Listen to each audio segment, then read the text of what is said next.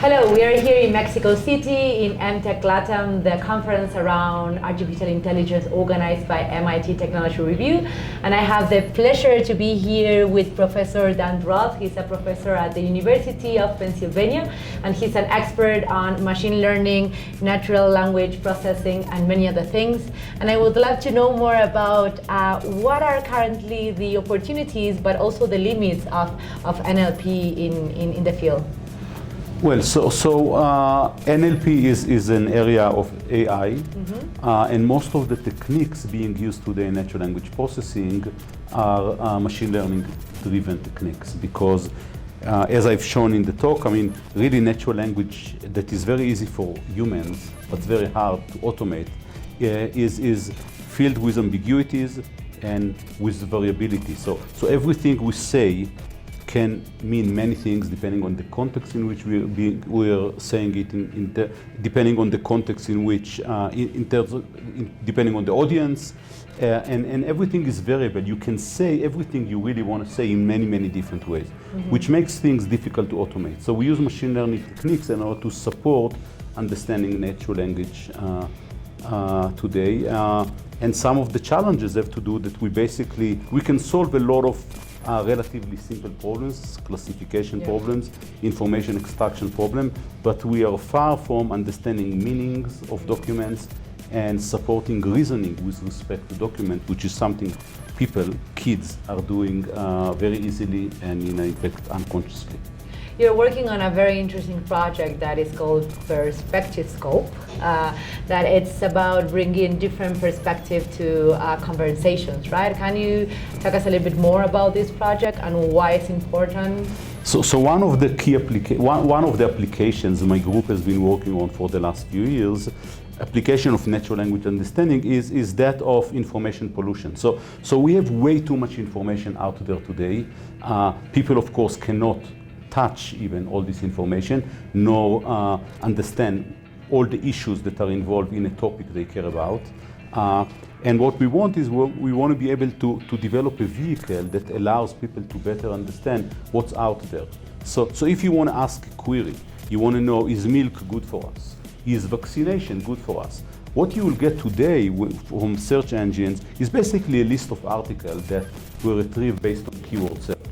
We want to be able to identify, given a question like this, what are all perspectives that people around the globe express relative to this query, give you a concise description of all the perspectives, and for each perspective give you also evidence that supports the correctness or the truthfulness of this.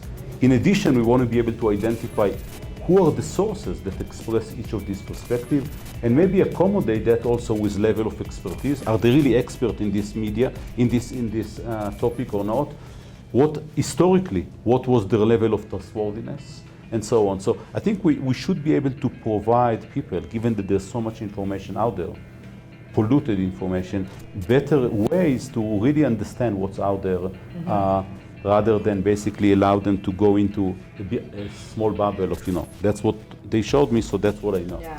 So in the field that I work a lot, that is the intersection of politics and technology and the impact in democracy, there is a big concern that we have about the possibility of this AI and NLP to be able to create these very advanced chatbots that can be able to interact with people in discussion and have some kind of propaganda to really try to interfere in their elections or in their choices. So what do you think about this possibility, and do we have to be concerned about this? Of course, yeah. I mean, the natural language processing and the will to develop tools that can support natural language understanding have danger in them, because we also develop tools that support natural language generation of language that looks like it was generated by humans. At the same time, we also develop techniques that allow us to understand the text better and provide, as I said, different perspective. It allows us to track everything that was written by a specific source and know whether they're an expert in this domain, whether what they're saying is compatible with other things that are being said, with our own views, and so on. So you can use this tool or these technologies multiple ways. like every technology, you can use it the wrong way or the damaging way, but you can use it also in a helpful way. And we should develop these technologies and figure out how to use it in a way that will allow us as users to basically navigate this huge world of polluted polluted world. So do you think it is true that the big techs are listening to our conversations maybe right now to improve the NLP through the assistant? Well, I believe that when they tell you that only when you allow them to listen and to know where you are, they do it. I think that with almost no exception, that's the case.